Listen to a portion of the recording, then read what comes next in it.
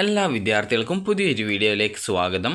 ഈ വർഷത്തെ LBS nursing and paramedical degree കോഴ്സുകളിലേക്കുള്ള പ്രവേശനവുമായി ബന്ധപ്പെട്ട് വിദ്യാർത്ഥികൾ ചോദിച്ചിട്ടുള്ള അഡ്മിഷൻ, അതുപോലെ തന്നെ ഈ ഒരു കോളേജ് ഓപ്ഷൻ നൽകൽ, അതുപോലെ കോഴ്സ് ഓപ്ഷൻ നൽകൽ, അതുപോലെ തന്നെ ആപ്ലിക്കേഷനിലെ എഡിറ്റിംഗ് എന്നിങ്ങനെയൊക്കെയുള്ള നിങ്ങൾക്ക് LBS nursing and paramedical degree കോഴ്സുകളിലേക്കുള്ള പ്രവേശനവുമായി ബന്ധപ്പെട്ട എല്ലാവിധ സംശയങ്ങളും ഈ ഒരു വീഡിയോ വഴി മനസ്സിലാക്കാൻ സാധിക്കുന്നതാണ്.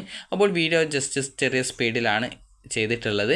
കാരണം പല വിദ്യാർത്ഥികൾക്കും സ്പീഡ് കൂട്ടി പറയുന്ന സമയത്ത് അത് കറക്റ്റായിട്ട് മനസ്സിലാക്കാനായിട്ട് ബുദ്ധിമുട്ട് ഉണ്ട് എന്ന് പറഞ്ഞിട്ടുണ്ടായിരുന്നു.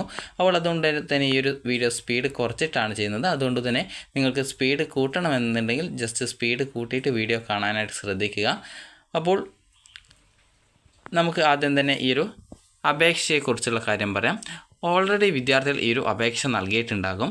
അപ്പോൾ അപേക്ഷ നൽകിയിട്ടുള്ള വിദ്യാർത്ഥികളെ ആപ്ലിക്കേഷൻ വെരിഫിക്കേഷൻ സ്റ്റാറ്റസ് എന്താണെന്നത് ചെക്ക് ചെയ്ത് നോക്കേണ്ടതാണ്.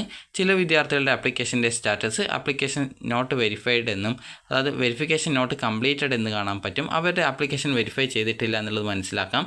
അതുപോലെ ചില വിദ്യാർത്ഥികളുടെ ആപ്ലിക്കേഷൻ ആക്സെപ്റ്റഡ് പ്രൊവിഷണലി എന്ന് പറഞ്ഞുകൊണ്ട് കാണാൻ പറ്റും. അതുപോലെ ചില വിദ്യാർത്ഥികളുടേത് ആപ്ലിക്കേഷൻ റിജക്റ്റഡ് പ്രൊവിഷണലി എന്ന് പറഞ്ഞുകൊണ്ട് കാണാൻ സാധിക്കും. ചില വിദ്യാർത്ഥികളുടെ ആപ്ലിക്കേഷൻ ആക്സെപ്റ്റ് ചെയ്തിട്ടുണ്ടെങ്കിലും അതിൽ റിമാർക്സ് ഉണ്ടാവും. അപ്പോൾ ഇങ്ങനെയൊക്കെ ഉണ്ടാവും. അപ്പോൾ അതിന് എന്താണ് ചെയ്യേണ്ടത് എന്നുള്ള കാര്യം കൂടി നമുക്ക് നോക്കാം.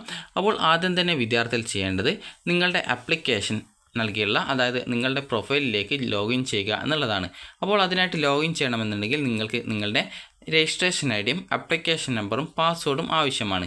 അപ്പോൾ രജിസ്ട്രേഷൻ ID പല വിദ്യാർത്ഥികൾക്കും കിട്ടിയിട്ടില്ല എന്നൊക്കെ പറയുന്നുണ്ട്. അപ്പോൾ വിദ്യാർത്ഥികൾ ചെയ്യേണ്ടത് ഇവിടെ സൈഡിലായിട്ട് നിങ്ങൾക്ക് 3 ലൈൻസ് കാണാം, അതിൽ ക്ലിക്ക് ചെയ്യുക. അതിനുശേഷം ആപ്ലിക്കേഷൻ ഇൻഫോ റിക്കവറി എന്ന് പറഞ്ഞുകൊണ്ട് ഉള്ള ആ ഒരു ലിങ്കിൽ ക്ലിക്ക് ചെയ്യുക. ക്ലിക്ക് ചെയ്യുന്ന സമയത്ത് നിങ്ങൾക്ക് ഇവിടെ കാണാൻ സാധിക്കും നിങ്ങളുടെ ഡേറ്റ് ഓഫ് ബർത്തും രജിസ്റ്റേർഡ് മൊബൈൽ നമ്പറും, അതായത് രജിസ്ട്രേഷൻ ചെയ്യുമ്പോൾ നൽകിയ മൊബൈൽ നമ്പർ, അതുപോലെ നിങ്ങളുടെ രജിസ്ട്രേഷൻ ചെയ്യുമ്പോൾ നൽകിയിട്ടുള്ള ഇമെയിൽ ID എന്നിവ നൽകി റിക്കവർ ചെയ്യുക. അപ്പോൾ റിക്കവർ ചെയ്ത് കഴിഞ്ഞാൽ താഴെ നിങ്ങളുടെ ആ ഒരു ഡീറ്റെയിൽസ് ഓട്ടോമാറ്റിക്കലി വരുന്നതായിരിക്കും. ചിലപ്പോൾ നിങ്ങൾ ആദ്യം നോക്കുന്ന സമയത്ത് നിങ്ങൾക്ക് പല വിദ്യാർത്ഥികൾക്കും ഈ ഒരു റോങ് പാസ്വേഡ്, അതായത് റോങ് ആപ്ലിക്കേഷൻ നമ്പർ അല്ലെങ്കിൽ മറ്റ് കാര്യങ്ങൾ, അല്ലെങ്കിൽ റോങ് ഡേറ്റ് ഓഫ് ബർത്ത്, അതുപോലെ തന്നെ റോങ് രജിസ്ട്രേഷൻ മൊബൈൽ നമ്പർ അല്ലെങ്കിൽ റോങ് ഇമെയിൽ ID എന്നിങ്ങനെയൊക്കെ വന്നേക്കാം. അപ്പോൾ അത് ചിലപ്പോൾ സൈറ്റിൻ്റെ ഇഷ്യൂ കൊണ്ടായിരിക്കും. അപ്പോൾ നിങ്ങളത് വീണ്ടും കറക്റ്റായിട്ട് നൽകുന്ന സമയത്ത് അത് നിങ്ങൾക്ക് റിക്കവർ ചെയ്തിട്ട്, അതായത് ഈ ഒരു ആപ്ലിക്കേഷൻ നമ്പറും രജിസ്ട്രേഷൻ IDയും ചലാൻ നമ്പറും തിരികെ നിങ്ങൾക്ക് റിക്കവർ ചെയ്ത് താഴെ ആയിട്ട് ഈ ഒരു ഭാഗത്തായിട്ട് നിങ്ങൾക്ക് കിട്ടുന്നതായിരിക്കും.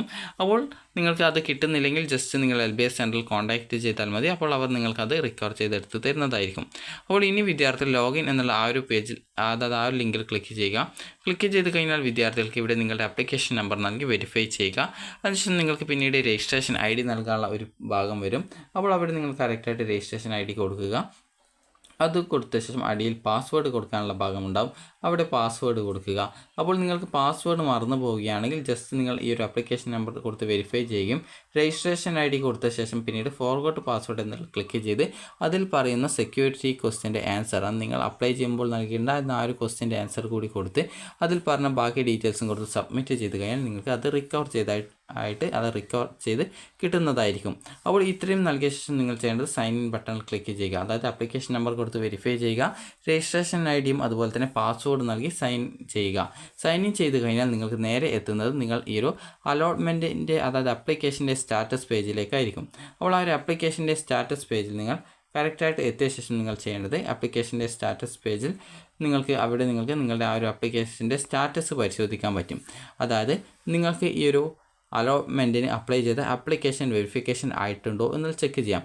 ആപ്ലിക്കേഷൻ നോട്ട് വെരിഫൈഡ് അത് വെരിഫിക്കേഷൻ നോട്ട് കംപ്ലീറ്റഡ് എന്നാണെങ്കിൽ നിങ്ങളുടെ ആപ്ലിക്കേഷൻ്റെ വെരിഫിക്കേഷൻ കംപ്ലീറ്റ് ആയിട്ടില്ല എന്ന് മനസ്സിലാക്കാം. കാരണം നിങ്ങളുടെ ആപ്ലിക്കേഷൻ മാനുവലി ആയിട്ടാണ്, അതായത് LBSലെ ഉദ്യോഗസ്ഥരാണ് കറക്റ്റായിട്ട് നിങ്ങളുടെ ആപ്ലിക്കേഷനൊക്കെ ചെക്ക് ചെയ്യുന്നത്. അപ്പോൾ ചെക്ക് ചെയ്യുന്ന സമയത്ത് നിങ്ങൾക്ക് ആ ഒരു അതിൻ്റേതായിട്ട് ടൈം എടുക്കും. അതുകൊണ്ടാണ് നിങ്ങളുടെ ആപ്ലിക്കേഷൻ, അതായത് വെരിഫിക്കേഷൻ ചെയ്യാനായിട്ട് ലേറ്റ് ആവുന്നത്. അപ്പോൾ ജൂൺ 26 വരെ ആ ഒരു വെരിഫിക്കേഷൻ്റെ ഡേറ്റ് ഉണ്ട്. അപ്പോൾ അതിനുള്ളിൽ നിങ്ങളുടെ ആപ്ലിക്കേഷൻ വെരിഫിക്കേഷൻ ചെയ്യപ്പെടുന്നതായിരിക്കും. ഇനി ചില വിദ്യാർത്ഥികളുടെ ആപ്ലിക്കേഷൻ ആക്സെപ്റ്റഡ് പ്രൊഫഷണലി എന്ന് പറഞ്ഞ് കണ്ടിട്ടുണ്ടാവും. റിമാർക്സ് ഒന്നും പ്രത്യേകിച്ച് കണ്ടിട്ടുണ്ടാവില്ല. അതുപോലെ ചില വിദ്യാർത്ഥികളുടേതാണെങ്കിൽ ആപ്ലിക്കേഷൻ ആക്സെപ്റ്റഡ് പ്രൊഫഷണലി എന്നും റിമാർക്സ് ഉണ്ടാവും. അതായത് നിങ്ങൾ NCL സർട്ടിഫിക്കറ്റ് അപ്ലോഡ് ചെയ്തിട്ടില്ല, അതുകൊണ്ട് അതായത് റിസർവേഷൻ ഡിനേ ചെയ്തിരിക്കുന്നു എന്ന് പറഞ്ഞുകൊണ്ടൊക്കെ കാണാം. അതായത് നിങ്ങൾ അപ്ലോഡ് ചെയ്ത ഡോക്യുമെൻറ്റിൻ്റെ ചിലപ്പോൾ അത് സ്റ്റേറ്റ് പേർപ്പസിന് പകരം അത് സ്റ്റേറ്റ് എഡ്യൂക്കേഷണൽ പേർപ്പസിൻ്റെ ഡോക്യുമെൻ്റാണ് ആവശ്യമുള്ളത്. അതിന് പകരം നിങ്ങൾ അപ്ലോഡ് ചെയ്ത ഡോക്യുമെൻറ്റ് ചിലപ്പോൾ മാറിപ്പോയിട്ടുണ്ടാകും. അതായത് ചില വിദ്യാർത്ഥികൾ നേറ്റിവിറ്റിക്ക് പകരം ആധാർ കാർഡൊക്കെ അപ്ലോഡ് ചെയ്ത് കൊടുത്തിട്ടുണ്ടാകും. അപ്പോൾ അങ്ങനെയൊക്കെ വരുന്ന സാഹചര്യത്തിൽ നിങ്ങൾക്ക് ആ ഒരു റിമാർക്സ് കാണിക്കും. അപ്പോൾ റിമാർക്സ് ഇല്ലാത്ത വിദ്യാർത്ഥികൾ പ്രത്യേകിച്ചൊന്നും പേടിക്കേണ്ടതില്ല. അതുപോലെ തന്നെ റിമാർക്സ് ഉണ്ടെങ്കിൽ എന്താണ് അത് തെറ്റുള്ളത് എന്നുള്ള കാര്യം കറക്റ്റായിട്ട് ആ റിമാർക്സിൽ കൊടുത്തിട്ടുണ്ടാകും. അത് കറക്റ്റായിട്ട് മനസ്സിലാക്കുക. അതിനുശേഷം നിങ്ങൾക്ക് ആ ഒരു കറക്ഷൻ പീരീഡിൽ, അതായത് ഒരു ജൂൺ 26 മുതൽ നിങ്ങൾക്ക് ആ ഒരു കാര്യങ്ങളൊക്കെ കറക്ഷൻ ചെയ്യാനുള്ള ഡോക്യുമെൻറ്റ് അപ്ലോഡ് ചെയ്ത് കൊടുക്കാവുന്നതാണ്. ഇനി പിന്നീട് ചില വിദ്യാർത്ഥികൾ, അതായത് ഈ ഒരു ആപ്ലിക്കേഷൻ റിജക്റ്റഡ് പ്രൊഫഷണലി എന്ന് പറഞ്ഞുകൊണ്ടാണ്, അതായത് ആപ്ലിക്കേഷൻ താൽക്കാലികമായിട്ട് നിരസിച്ചിരിക്കുന്നു എന്നുള്ളത്. അപ്പോൾ അങ്ങനെ വരാനുള്ള കാരണം എന്ന് പറയുന്നത് വിദ്യാർത്ഥികളുടെ ആപ്ലിക്കേഷനിൽ നിങ്ങൾ അപ്ലോഡ് ചെയ്ത ഡോക്യുമെൻറ്റ് മാറിപ്പോയിട്ടുണ്ട് എങ്കിൽ ആണ് അങ്ങനെ കാണിക്കുന്നത്. അതായത് നിങ്ങൾക്കിപ്പോൾ നിങ്ങളുടെ ആ ഒരു വല്ല റിസർവേഷൻ്റെ ഡോക്യുമെൻറ്റിന് പകരം നിങ്ങൾ വേറെ എന്തെങ്കിലും അപ്ലോഡ് ചെയ്ത് കൊടുത്തു, അങ്ങനെ എന്തെങ്കിലും റീസൺ ആയിരിക്കും. അപ്പോൾ എന്താണ് റിമാർക്സ് എന്നുള്ളത് നിങ്ങൾക്ക് കറക്റ്റായിട്ട് നിങ്ങളുടെ പ്രൊഫൈലിൽ കാണാൻ പറ്റും. അപ്പോൾ ആ ഒരു റിമാർക്സ് പരിഹരിക്കുന്നതിന് ആവശ്യമായിട്ടുള്ള ഡോക്യുമെൻറ്റ്, അതായത് നിങ്ങൾക്ക് ആ ഒരു സമയത്ത്, അതായത് നിങ്ങൾ LBSൻ്റെ ആ ഒരു ഉദ്യോഗസ്ഥർ പരിശോധിക്കുന്ന സമയത്താണ് ആ ഒരു തെറ്റ് കണ്ടുപിടിച്ചിട്ടുള്ളത്. അപ്പോൾ അതിന് പുറമെ നിങ്ങൾ വല്ല തെറ്റുകളും നിങ്ങളുടെ ആപ്ലിക്കേഷനിൽ കണ്ടെത്തുകയാണെങ്കിൽ അത് പരിഹരിക്കുന്നതിനും വിദ്യാർത്ഥികൾക്ക് ഈ ഒരു ജൂൺ 26 മുതൽ, അതായത് ജൂൺ 26 മുതൽ ജൂലൈ 2 വരെ നിങ്ങൾക്ക് ആ ഒരു രീതിയിൽ ആപ്ലിക്കേഷനിൽ നിങ്ങൾക്ക് വല്ല എറേഴ്സ്, അതായത് നിങ്ങളുടെ ആപ്ലിക്കേഷൻ റിജക്റ്റ് ചെയ്യപ്പെടുകയോ അല്ലെങ്കിൽ വല്ല റിമാർക്സ് LBS കണ്ടെത്തിയതോ അല്ലെങ്കിൽ നിങ്ങൾ എന്തെങ്കിലും എറേഴ്സ് കണ്ടെത്തിയിട്ടുണ്ടെങ്കിലോ, അതായത് എന്തെങ്കിലും അപ്ഡേറ്റ് ചെയ്ത് കൊടുക്കാനുണ്ടെങ്കിലോ ഒക്കെ ആ ഒരു കാര്യങ്ങൾ നിങ്ങൾക്ക് ഈ ഒരു ജൂൺ 26 മുതൽ ജൂലൈ 2 വരെ നിങ്ങൾക്ക് ആ ഒരു കാര്യങ്ങൾ പരിഹരിക്കാൻ ആവശ്യമായിട്ടുള്ള ഡോക്യുമെൻറ്റുകൾ അപ്ലോഡ് ചെയ്ത് കൊടുക്കാവുന്നതാണ്. ഇനി വിദ്യാർത്ഥികൾക്കുള്ള സംശയം ഇതെങ്ങനെ അപ്ലോഡ് ചെയ്ത് കൊടുക്കും എന്നുള്ളതാണ്. നിങ്ങൾക്ക് ഈ ഒരു ജൂൺ 26 മുതൽ പിന്നീട് നിങ്ങൾ ലോഗിൻ ചെയ്ത് നിങ്ങളുടെ ആ ഒരു റിമാർക്സ് കാണിച്ച ആ ഒരു ഭാഗത്ത് തന്നെ നിങ്ങൾക്ക് ആ ഒരു കാര്യം, അതായത് എഡിറ്റ് ചെയ്യാനുള്ള ഒരു ഓപ്ഷൻ വരും. അപ്പോൾ ആ ഒരു സമയത്ത് അതിൽ ക്ലിക്ക് ചെയ്ത് നിങ്ങൾ കണ്ടെത്തിയിട്ടുള്ള, അതായത് നിങ്ങളല്ല ഈ ഒരു LBS കണ്ടെത്തിയിട്ടുള്ള എറർ എന്താണെന്ന് സെലക്ട് ചെയ്യും. അതിന് പരിഹരിക്കാൻ ആവശ്യമായിട്ടുള്ള ഡോക്യുമെൻറ്റ് അപ്ലോഡ് ചെയ്ത് കൊടുക്കുകയുമാണ് ചെയ്യേണ്ടത്. അതുപോലെ തന്നെ നിങ്ങൾ വല്ല എറേഴ്സ് നിങ്ങൾ കണ്ടെത്തിയിട്ടുണ്ടെങ്കിൽ അത് തെളിയിക്കുന്നതിനായിട്ട്, അതായത് ആ ഒരു എറേഴ്സ് പരിഹരിക്കുന്നതിന് ആവശ്യമായിട്ട് നിങ്ങൾക്ക് എന്താണ് നിങ്ങൾ കണ്ടെത്തിയ എറർ എന്നുള്ളതും അത് പരിഹരിക്കാൻ ആവശ്യമായിട്ടുള്ള ഡോക്യുമെൻറ്റും നിങ്ങൾക്ക് അപ്ലോഡ് ചെയ്ത് കൊടുക്കാവുന്നതാണ്. അപ്പോൾ ഇങ്ങനെ നിങ്ങൾ അപ്ലോഡ് ചെയ്ത ഡോക്യുമെൻ്റൊക്കെ പരിശോധിച്ച് നിങ്ങളുടെ ആപ്ലിക്കേഷൻ അതായത് താൽക്കാലികമായിട്ട് റിജക്റ്റ് ചെയ്യപ്പെട്ടിട്ടുള്ള വിദ്യാർത്ഥികളുടെ ആപ്ലിക്കേഷനൊക്കെ ആക്സെപ്റ്റ് ചെയ്യപ്പെടുന്നതായിരിക്കും. അത് നിങ്ങൾ ചിലപ്പോൾ നേരത്തെ ചില വിദ്യാർത്ഥികൾ അതായത് അപ്ലോഡ് ചെയ്യേണ്ട ഡോക്യുമെൻറ്റിന് പകരം നിങ്ങളുടെ ആധാർ കാർഡൊക്കെ അപ്ലോഡ് ചെയ്തിട്ടുണ്ടായിരുന്നു, അങ്ങനെ ആപ്ലിക്കേഷനൊക്കെ റിജക്റ്റ് ചെയ്യപ്പെട്ടിട്ടുണ്ടായിരുന്നു. അപ്പോൾ അതുകൊണ്ട് തന്നെ നിങ്ങൾ ശ്രദ്ധിക്കേണ്ട കാര്യം, ഒരു ഡോക്യുമെൻറ്റ് നിങ്ങൾ അപ്ലോഡ് ചെയ്ത ശേഷം അത് ജസ്റ്റ് ഡൗൺലോഡ് ചെയ്തിട്ട് നിങ്ങൾ അത് കറക്റ്റായിട്ട് നിങ്ങൾ അപ്ലോഡ് ചെയ്യാൻ ആവശ്യമായിട്ടുള്ള, അതായത് നിങ്ങൾ അപ്ലോഡ് ചെയ്യാൻ വിചാരിച്ച ഡോക്യുമെൻ്റ് തന്നെയാണോ അപ്ലോഡ് ചെയ്തിട്ടുള്ളത് എന്നുള്ളത് മനസ്സിലാക്കേണ്ടതാണ്. കാരണം ഡോക്യുമെൻറ്റ് മാറിപ്പോയത്. അതുപോലെ തന്നെ അപ്ലോഡ് ചെയ്യുന്നതിന് മുമ്പായിട്ട് നിങ്ങൾ സ്കാൻ ചെയ്ത് വെച്ച ആ ഒരു ഡോക്യുമെൻറ്റിൻ്റെ പേര്, അതായത് നിങ്ങൾ എന്ത് ഡോക്യുമെൻ്റാണ് അപ്ലോഡ് ചെയ്യുന്നത് ആ ഒരു ഡോക്യുമെൻറ്റിൻ്റെ പേര് ആ ഒരു PDF കൊടുക്കാനായിട്ട് ശ്രദ്ധിക്കുക. കാരണം അങ്ങനെയെങ്കിൽ നിങ്ങൾക്ക് കറക്റ്റായിട്ട് ഏത് ഡോക്യുമെൻ്റാണ് അപ്ലോഡ് ചെയ്യേണ്ടത് എന്നുള്ള കാര്യം കറക്റ്റായിട്ട് മനസ്സിലാക്കുന്നതാണ്. കാരണം ചിലപ്പോൾ നിങ്ങൾ അത് സ്കാൻ ചെയ്ത് അതിനെ PDF ആക്കുന്ന സമയത്ത് നിങ്ങൾക്ക് ജസ്റ്റ് അതിൻ്റെ പേരിന് പകരം കുറച്ച് നമ്പേഴ്സ് മാത്രമേ കാണാൻ പറ്റുള്ളൂ. അപ്പോൾ അങ്ങനെ ഉണ്ടാകുന്ന സമയത്ത് നിങ്ങൾക്ക് ഏതാണ് ഈ ഒരു നിങ്ങൾ അപ്ലോഡ് ചെയ്ത് കൊടുക്കേണ്ട ഡോക്യുമെൻ്റ് എന്നുള്ളത് ഐഡൻറ്റിഫിക്കേഷൻ ചെയ്യാനായിട്ട്, അതായത് ഐഡൻറ്റിഫൈ ചെയ്യാണ്ട് ബുദ്ധിമുട്ടുണ്ടാകും. അതുകൊണ്ട് തന്നെ അങ്ങനെ PDF ആക്കി വെക്കുന്ന സമയത്ത് നിങ്ങൾ കറക്റ്റായിട്ട് അതിൻ്റെ പേര് എന്താണ് എന്നുള്ളത്, അതായത് നിങ്ങൾ നാറ്റിവിറ്റി സർട്ടിഫിക്കറ്റ് ആണെങ്കിൽ നാറ്റിവിറ്റി എന്ന് കറക്റ്റായിട്ട് രേഖപ്പെടുത്തി വെക്കേണ്ടതാണ്. ഇനി നമുക്ക് ബാക്കിയുള്ള ഡീറ്റെയിൽസ് നോക്കാം. അപ്പോൾ നിങ്ങൾ ഈ ഒരു രീതിയിൽ കറക്ഷൻ പീരീഡിൽ ഒരു തവണ മാത്രമാണ് നിങ്ങൾക്ക് എഡിറ്റ് ചെയ്യാൻ സാധിക്കുക. അതുകൊണ്ട് തന്നെ വളരെ ശ്രദ്ധാപൂർവം തന്നെ ആ ഒരു കാര്യങ്ങളൊക്കെ പ്രത്യേകം ശ്രദ്ധിക്കേണ്ടതാണ്. ഇനി വിദ്യാർത്ഥികൾക്ക് അടുത്തതായിട്ട് നിങ്ങളുടെ ആ ഒരു, അതായത് എഡിറ്റിംഗ് ഒക്കെ കംപ്ലീറ്റ് ചെയ്ത ശേഷം നിങ്ങൾക്ക് ഈ ഒരു നിങ്ങളുടെ റാങ്ക് ലിസ്റ്റാണ് പ്രസിദ്ധീകരിക്കുക. അപ്പോൾ ജൂലൈ 2 വരെയാണ് എഡിറ്റ് ചെയ്യാൻ പറ്റുക. അതിനുശേഷം വിദ്യാർത്ഥികളുടെ താൽക്കാലിക റാങ്ക് ലിസ്റ്റ് പ്രസിദ്ധീകരിക്കും.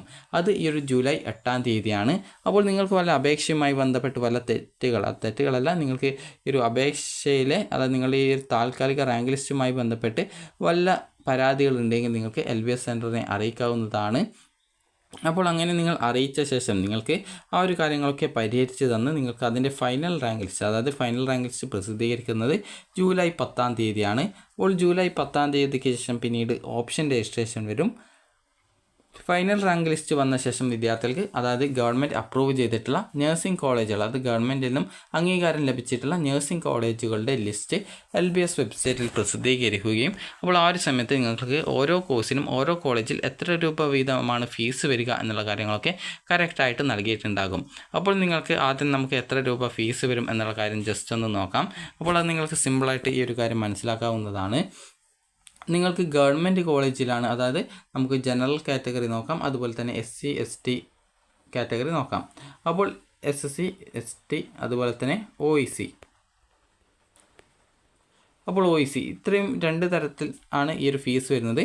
അപ്പോൾ ജനറൽ കാറ്റഗറിയിലുള്ള വിദ്യാർത്ഥികൾക്ക് ഗവൺമെൻറ് കോളേജിലാണ് കിട്ടുന്നതെങ്കിൽ 23,170 രൂപയാണ് ഫീസായിട്ട് വരിക. SC ST വിദ്യാർത്ഥികൾക്കാണെങ്കിൽ 1000 രൂപ മാത്രമാണ് ഫീസ് ഇനത്തിലും അതുപോലെ ബാക്കിയും എല്ലാം വരുന്നത്.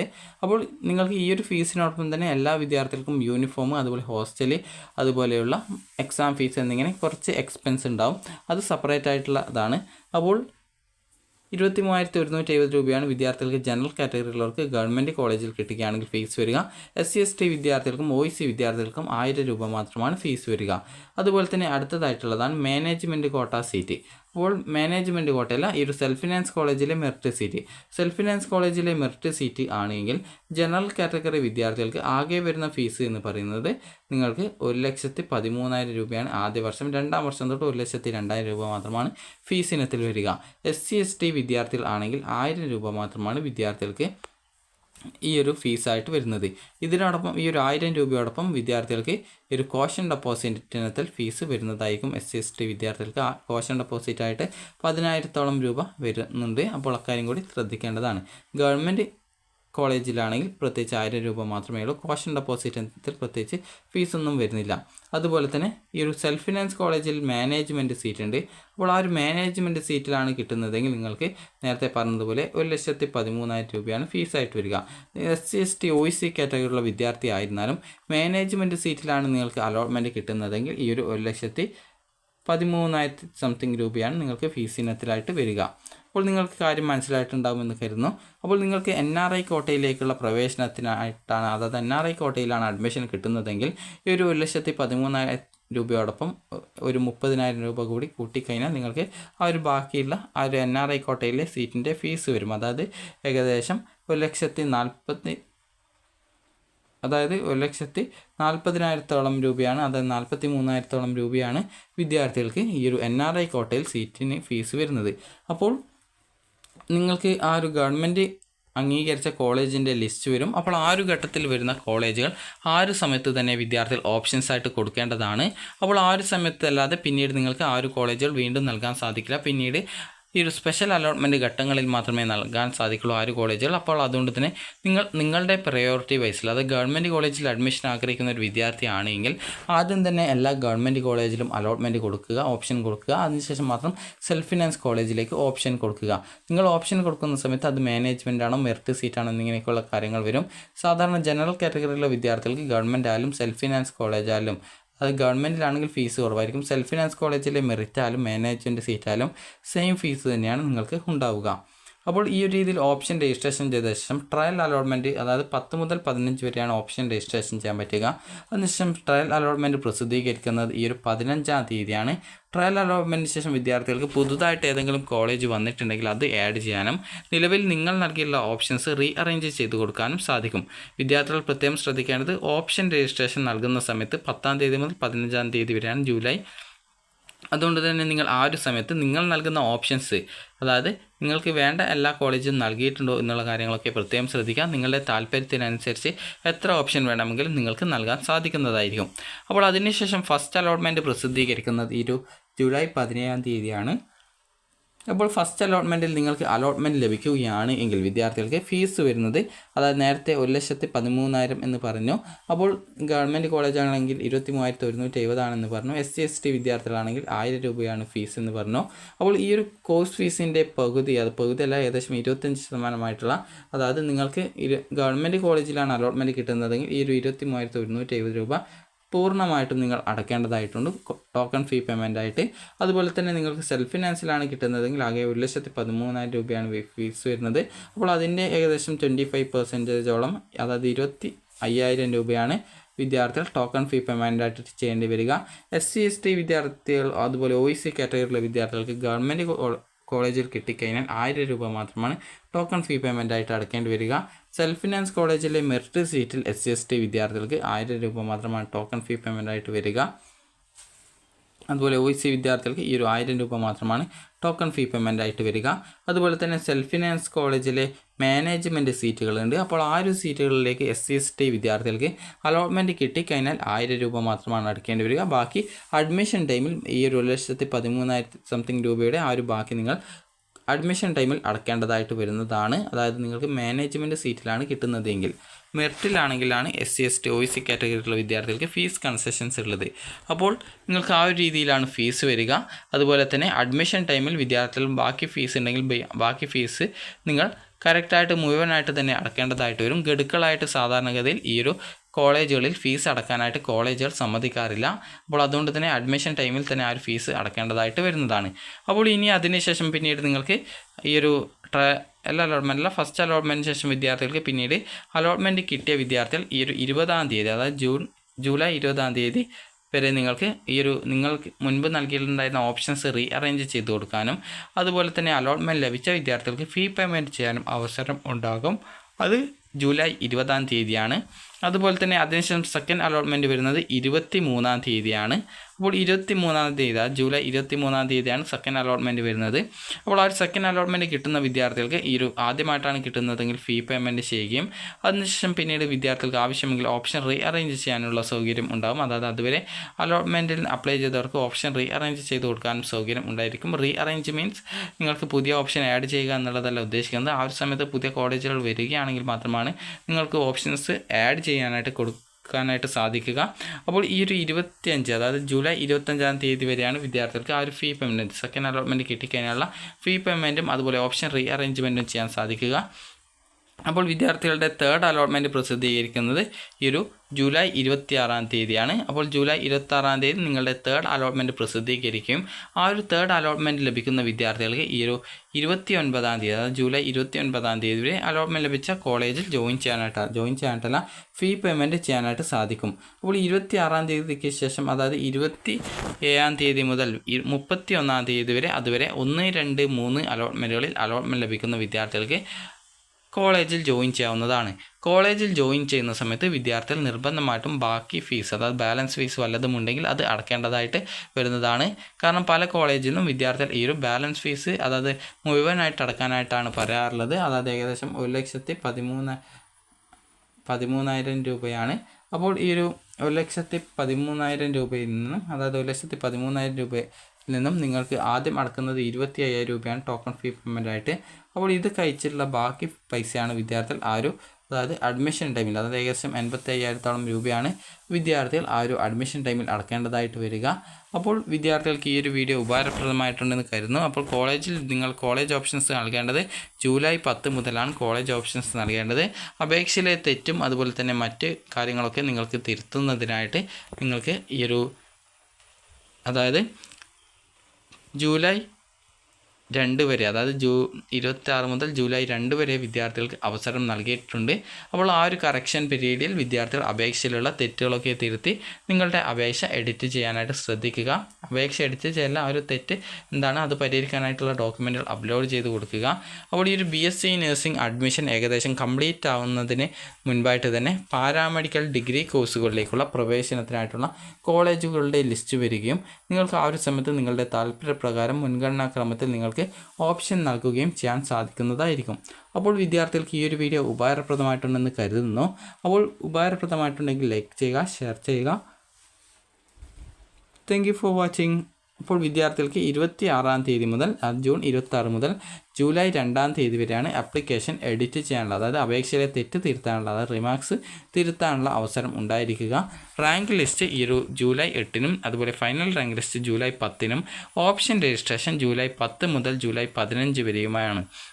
അപ്പോൾ വിദ്യാർത്ഥികൾക്ക് ഈ ഒരു വീഡിയോ ഉപകാരപ്രദമായിട്ടുണ്ടെങ്കിൽ ലൈക്ക് ചെയ്യുക, ഷെയർ ചെയ്യുക. Thank you for watching.